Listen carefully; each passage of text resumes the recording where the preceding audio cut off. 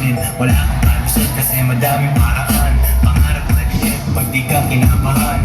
Puso tumibok pero di dahil sa chicks. Dahil sa 4 million 5 Masaya na mga batang sampalok ha. Well, una I love you too. Ako po, 10 ng aming mga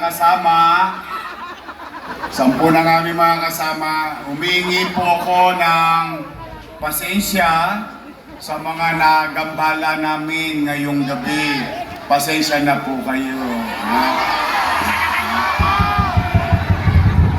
Alam ko, bukas, may pasok pa ang anak nyo. Wala na. May pasok ba kayo sa trabaho?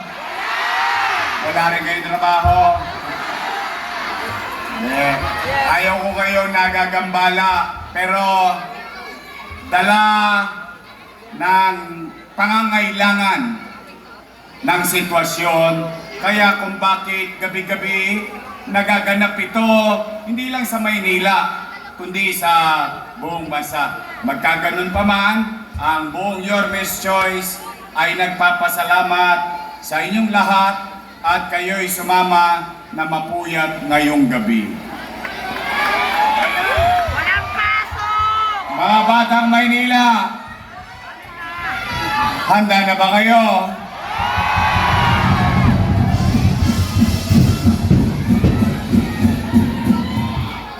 Bago ko magsimula, matanong ko lang kayo. Gusto kong malaman, sa inyo ba talaga nanggaling ito? Gusto nyo ba talaga akong bumalik?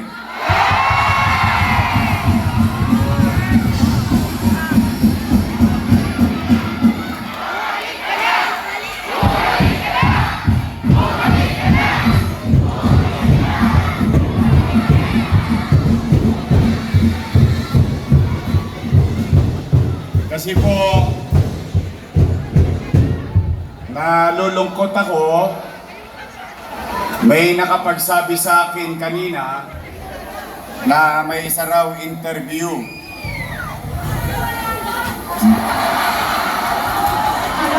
May wala doon. Meron kay Tony Gonzaga. Ako po ay muling siningil ng utang na loob.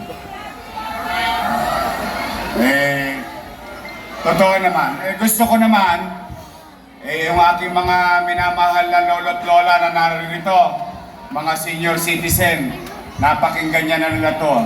Pero ito'y muli kong sasabihin sa pangkalahatan na nandito. I think napapanahon din na marinig ng general public.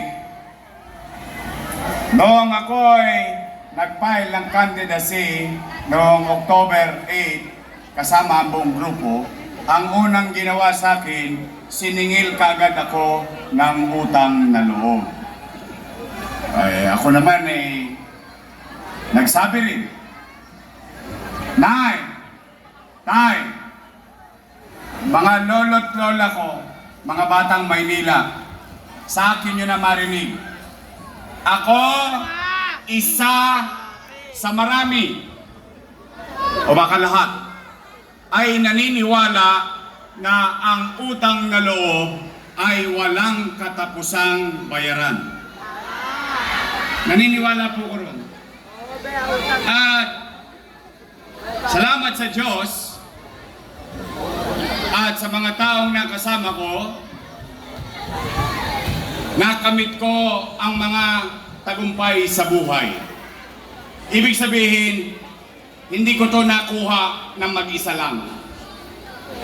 At bilang pagtanaw ng utang na loob, minabuti kong palambutin ang aking leg at lumingon sa nakaraan sa mga taong nakasama ko noong araw. At kanina nga, may nagpa-interview at sinisingil na naman ako ng utang na loob. Ngayon naman, kayo na po ang humusga. Malaki po ang utang na loob ko kay Danny Lacuna. Hindi ko yan tinalikdan, hindi ko yan tinalikuran. Sa maliit kong kaparaanan, nilingon ko ng buong buo at tinanaw ko ng taos sa puso ang mga bagay na ginawa sa akin ni Danny Lacuna. At para sa inyong kaalaman, bilang ganti ng utang na loob kay Danny Lacuna, isinaayos ko naman ang kanyang mga anak. Kayo po ang humusga. Una, Philip Lacuna. Nakaupo? Tumakbong Liga ng Barangay.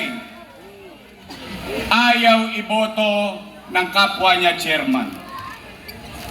Maraming chairman po rito, inabot pa yun. Nakiusap ako sa mga chairman. Sige na, pagbigyan na natin. Hindi, suplado eh. Hindi na, ay, alam mo yung mga konting kuskus balungos, huwag na natin intindihin. Tanawin na lang natin si Boss Danny. Nanalo! Maka-isa, maka-dalawa, maka-tatlo, natapos ang termino bilang presidente ng Liga ng Barangay. Matapos, pinatakbo natin konsihal. Nanalo. Sumunod, Lay Lacuna. Ayaw din iboto ng mga barangay chairman. Bakit? Suplada. Yun ang sabi nila. Hindi naman ako ang mutante nila eh. Hindi. Yun naman, kinukwento ko lang. Nakiusap akong muli sa mga barangay chairman. Sinosog ako ang sarili ko. Binubunot ko ang mga alas ko sa mga chairman. Manalo lang sila. Mapasaya ko lang si Boss Danny. Nanalo. Maka-isa, maka-dalawa, maka-tatlo. Yung huli,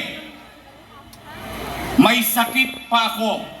Ito, nandito yung mga chairman sa East Ocean. Nilalagnat ako. Nagsho-show ako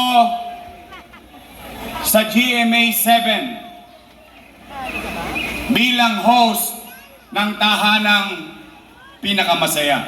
Ngayon pinasara. Nasarado na. Oo, diba?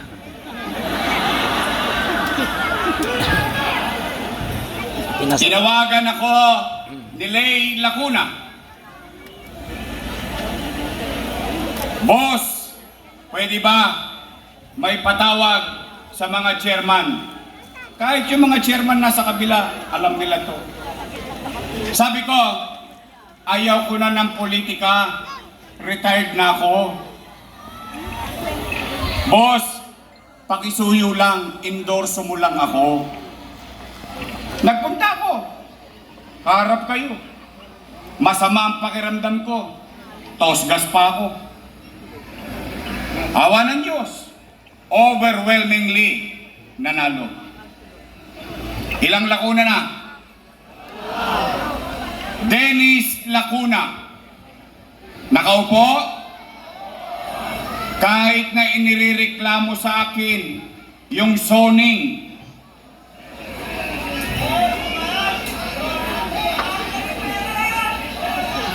Huwag na tayo magbintang, basta ang alam lang natin. Kasi ayaw ko manira eh. Gusto ko factual na lang. Pagpapasensya nyo na ako, ayaw ko talagang naninira. Oh. Pero gusto ko kwentahin lang natin yung utang na loob. Kasi wala talagang kabayaran eh. Nakaupo, department head. Ilan na? Asawa ni Ate Honey. Ate naman talaga tawag ko sa kanya. Ginagalang ko naman sila eh. Nakaupo? Ayun, ang inireklamo sa akin ng mga nanay at tatay ninyo, yung online schedule sa health center. Yan ang may pakanayan.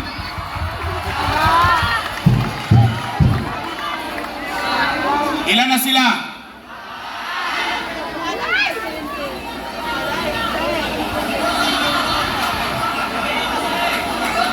Apat.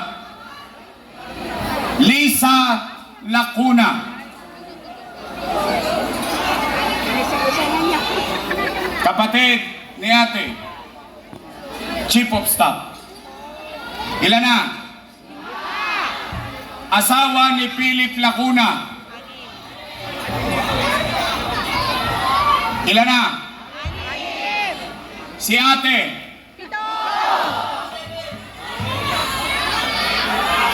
O ngayon, ako ang mag-aalis ng dalawa. Bakit? Hindi naman ako nag-appoint nun eh. Hindi naman ako nakatulong dun eh. In-appoint niya yun. Ilan ang sila? 5. Plus?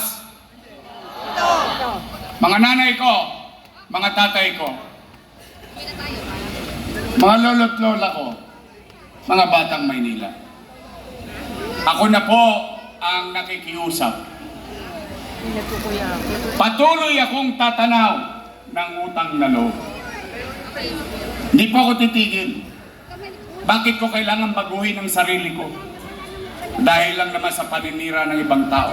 Eh narating ko nga itong kinalalagyan ko. Salamat sa Diyos. O kaya lamang may pakiusap ako.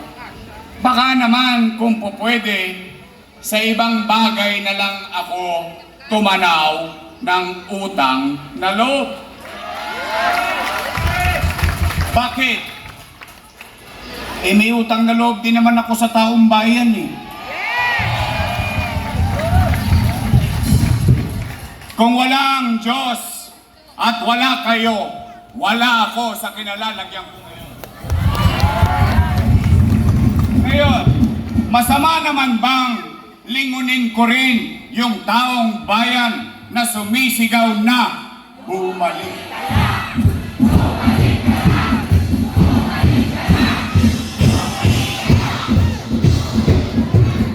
Taong bayan ang nagsasabing bumalik ka na. Anong gusto nilang gawin ko? Magtengang kawali? Kung sila ay nagbuti sa kanilang tungkulin sa taong bayan, wala dapat silang ipangamba.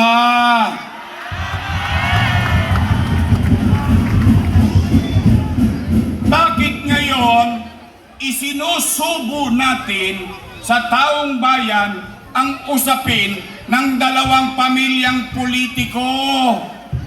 Eh nasaan ba doon sa usapan ang taong bayan? Eh kung nagbuti-buti sila, itinuloy na lang nila kung ano yung sinimulan ko. Hindi maghahanap ang taong bayan.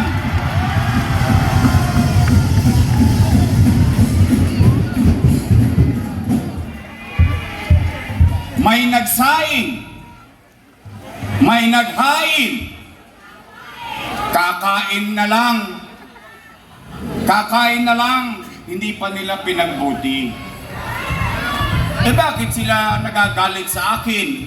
Tanungin ninyo, ito real talk, tanungin ninyo, yung mga lola at lolo nyong may sakit, kung hindi nawala yung allowance nila.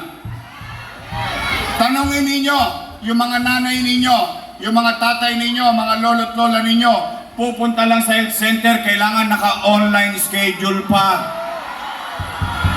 Tanungin ninyo ang inyong mga sarili, kapitbahay, pumunta kayo sa Sampaloc Hospital, ni bond paper, wala.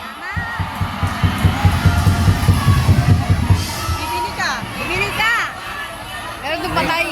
Sinong may sabi nun? Ako? Bibili? Bibili talaga. Karanasan ng tao yun. Bibili ka. Bro. Pati sa kahit sento. Kaya naman, huwag naman sana, Dami natin viewer, oh. sana naman, huwag nilang gawin na ang usapan ay mga politiko lang. Ang Sana man. halalang ito ay pinag-uusapan ay kapakanan ng taong bayan. Hindi kapakanan ng mga politiko lamang. Ito'y usapin ng katatayuan ng mamamayan sa ngayon at katatayuan ng pamilya at mahal nila sa buhay sa mga darating na panahon. Hindi politika lamang. Ang mga politiko, pagtapos ng halalan, bati-bati na. Kaya sabi ko, bakit naman ganon? Pero nandyan na yan. Nandyan na yan. Ay, ipapasatao ko na yan kung ano ang inyong magiging husga. Ngayon, hindi pa ba ako bayad sa utang na loob? Sobra! Susuklian ko pa rin kung hindi man. Pero, for the meantime, tao muna ang lingunin naming lahat.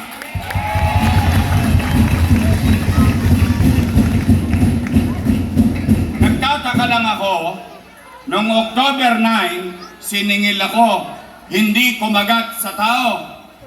Noong Nobyembre, noong Disyembre, Pebrero, Enero, 4 na buwan, pinupulutanan nila ako. Ako ang almusal nila sa umaga. Tanghalian. Ako tanghalian. Hapunan. Ako hapunan. Buti na lang, kahit sinisiraan nila ako, basta nabigyan kayo ng 1,000, masaya na ako. May 5 kilong bigas pa yun.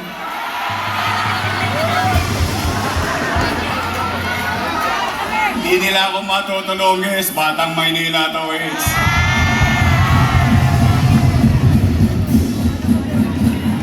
Alam ko naman, matalino ang mga taga Maynila.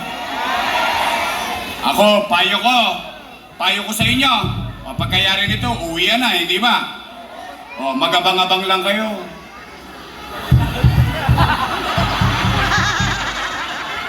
Sayang ang form. Ang dami na ngayon. Tanungin niyo si Congressman Marcoleta. Ha? May AX. May tupad. Meron pa ba ngayon? Ewan ko, pag mag-aalalan, usong-uso yung akap-akap. Ako na, sa akin ang manggaling. Sa akin ang manggaling. Mahirap kasi ang buhay. Hindi ko naman masisisi ang mga kababayan natin. Mahirap talaga ang buhay. Pag nagbigay ng form, pila pa nyo. Sayang din. Laman tiyan din niya. Pero huwag kayo papayag. Pag ang 3,000 naging 2,000, bukol yun. Yung 7,000 naging 5,000, nako. Pero tanggapin nyo. Bakit? Tama si Marcoleta. Pera nyo naman yan eh. Pera ng taong bayan yan. Pero patatagin ninyo ang inyong damdamin. Bakit? Huwag tayong masisilaw. Buhay natin ang nakasalalay dito. O Nay, Tay, total, araw-araw nila ako sinisiraan. Ako ang almusal, tanghalian at hapunan. Tapos yung isa naman dyan, ginawa pa akong pulutan sa inuman. Ako naman, ito naman, pakisuyo ko. Huwag kayong magsasalita ng masakit laban sa kanila. Hayaan nyo na yun. Huwag kayong sasali sa away ng mga politiko. Maniwala kayo. Huwag kayong gagawa ng kaaway sa kapitbahay para lang sa isang politiko. Dahil pagtapos ng eleksyon, malamang sa hindi ka naman kilala ng politiko. Pero yung kapitbahay mo, aabangan ka sa kanto. Tama mali? Oo, pero yun yung away nila, damay kayo. Sa magkano? J.O.?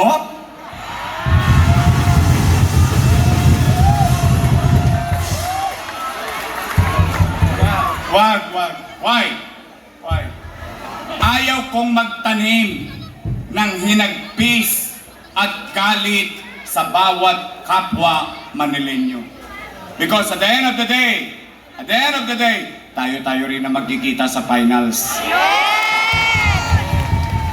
Tama ba? Oh, sila, sira na sira. Ang taong naninira kasi walang nagawa. Dahil kung ikay may nagawa, meron kang kwento. Eh, wala kang kwento, wala kang wenta. Tama mali? Oh, sabi nila, si Yorme! Ako, nanggagalaiti, nakita ko yung link. Si Yorme, maraming iniwang utang. Si Yorme, maraming binenta. Narinig niyo yan? Narinig ko rin yun eh. Oh, ito na. Basta ako, laging tapat sa inyo. Kahit ubaran pa nila ako. Oh. Ay!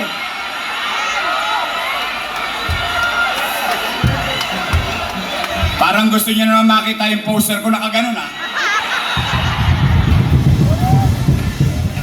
Oh, sige. Sa lahat ng inaakusahan, ako yung umaamin. Totoong nangutang ako. Totoong nagbenta ako ng ari-arian ng lungsod. Bakit? Yun naman ang hindi nila sinabi. Tingnan ninyo. Ito, real talk. Taas ang kamay ng may anak dito. May anak. O sige, ganito. Taas ang kamay ng mga magulang dito. Ayan. Sasagot kayo ha. Pag hindi kayo sigurado sa sagot, huwag na kayo sumagot. Pero real talk lang tayo. Nay, tay, kapag walang makakain ng pamilya ninyo, gagawan nyo ng paraan? We. Talaga? Gagawin nyo ang lahat? Itatawid nyo ang pamilya nyo? Iraraos nyo ang pamilya nyo? Yan din ang ginawa ko bilang ama ng 2 milyong Manileño noong panahon ng pandemya. Nay, tay, nung binoto ninyo kong mayor noong 2019, wala kayong narinig sa aking reklamo na yung sinundan kong mayor, walang iniwang pera. Wala! Anong ginawa ko? Nagtrabaho agad. Niraos ko Maynila, nilinis ko Maynila, kinalawit ko yung mga tulongges na nagkakalat sa Maynila, pumanatag ang pamumuhay sa Maynila, umaangat na tayo, boom! Pandemya. Tama ba? Pandemya, winasak ang ekonomiya, walang hanap buhay, walang trabaho, walang picha, walang chicha. Tama mali?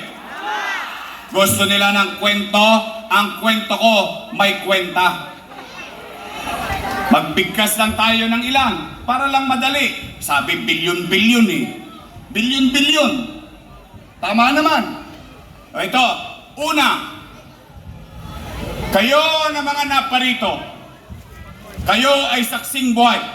Ito, mga chairman, lalo na, mga kagawad, secretary treasurer, XO, tanod, lahat yan. Yan ang binalagong ko nung pandemya eh. Kayo mga naparito kasi kayo na lang ang testigo ko, yung iba patay na eh. Talagang wala tayong magagawa, pandemya yun eh. Kayo na nga naparito, at least masasabi ninyo sa inyong mga sarili, sa inyong mga anak, noong panahon ng pandemya sa pamumuno ko, walang nagutom sa lungsod ng Maynila. Mayaman, middle class, mahirap, botante o hindi, bawat pamilya may food box. 700,000 families, not household. Families, sa isang bahay, minsan 2 pamilya, minsan 3 pamilya, 3 food box. Lagyan natin ng kwenta konti. Konti lang natin ng kwenta para magka-idea tayo sa bilyong-bilyong pinag-uusapan nila. 700,000 times 1,000. Patay na. Daming zero. 700 million pesos. Buwan-buwan. Times 8. 8 times 7. 8 times 7. 56. Parang si DJ Bagaching lang eh, no?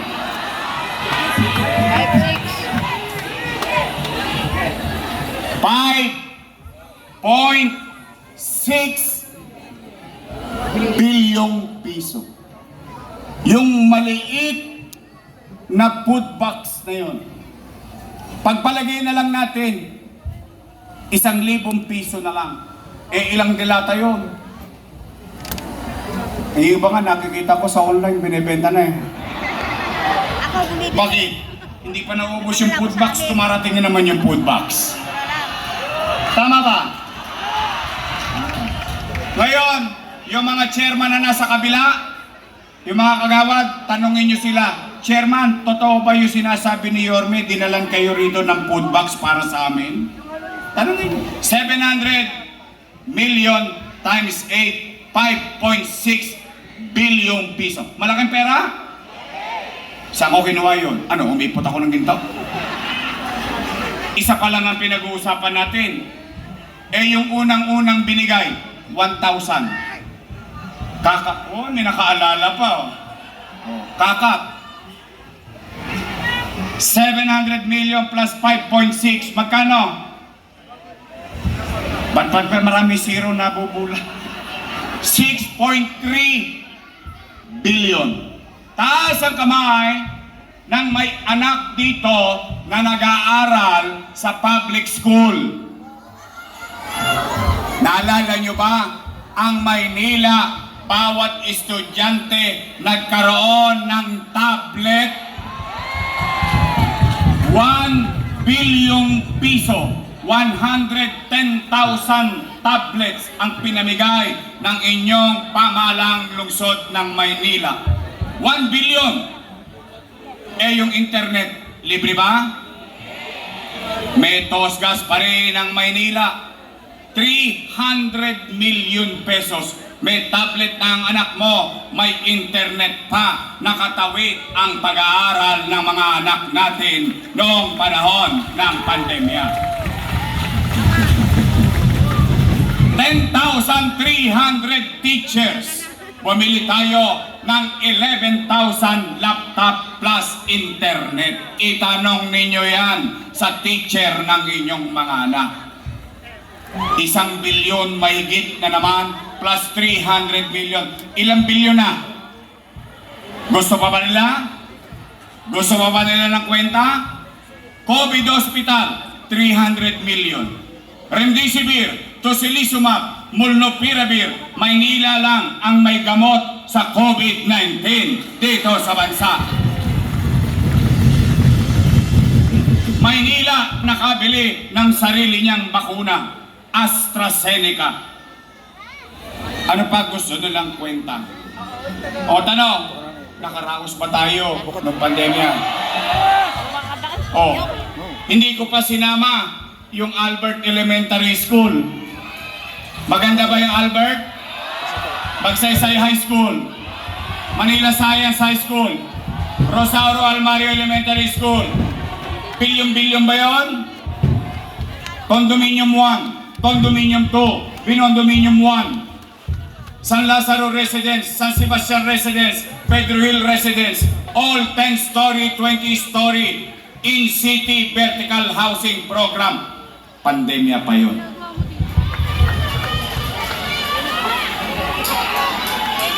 Oh, ito ang masakit. Lahat daw ng ginawa ko na yon ay mali. Mali daw. Mali daw eh. Mali.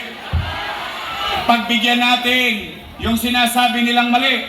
Pagpalagay natin, mali ako, hindi mali din sila. Kasama ko silang gumawa nun eh.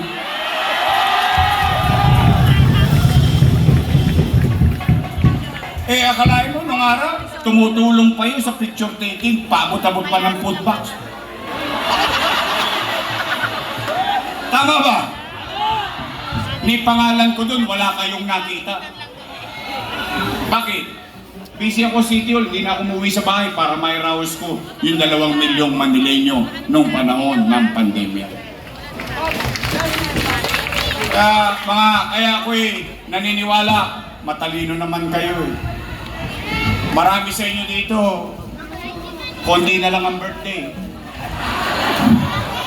Ang ibig ko sabihin, sa edad nyong yan, sa tagal nyong yan namumuhay sa Maynila, alam ninyo kung sino ang tapat at totoo.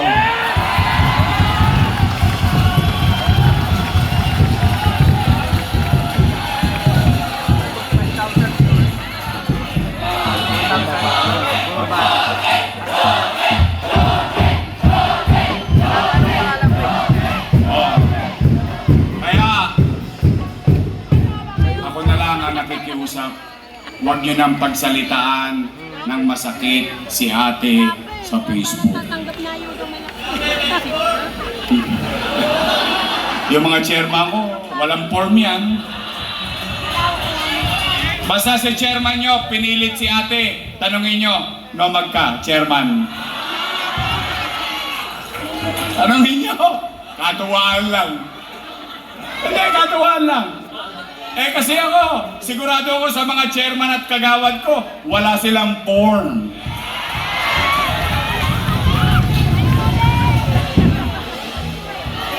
Oh, but anyway, lumalalim na ang gabi. Oh, matapos ang lahat ng, at tingin ko hindi pa titigil eh. Oh, pero okay lang, titiisin ko na lang yan. Alam nyo bakit? Alam nyo naman, minsan may plate din ng dila ko. Pero hindi ko gagamitin yun. Dahil sa pagmamahal ko pa rin kay Daniel Lacuna. Kung naiba-iba lang yan, kilala nyo naman ako. Matalas din ang dila ko. Pero hindi, respeto ko na lang kay Boss Dani. Kaya ako na nakikiusap, huwag nyo nang pagsalitaan ng hindi maganda si ate. Okay na yun. Let's move on with our lives. Kaya ngayon ang tanong ko, matapos ang lahat ng paninira, akusasyon, bagay na aking ginawa, gusto niyo pa ba akong bumalik?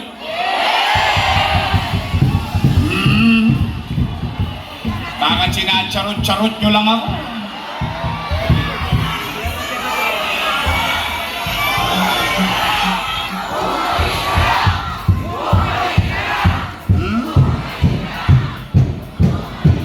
Promise ha?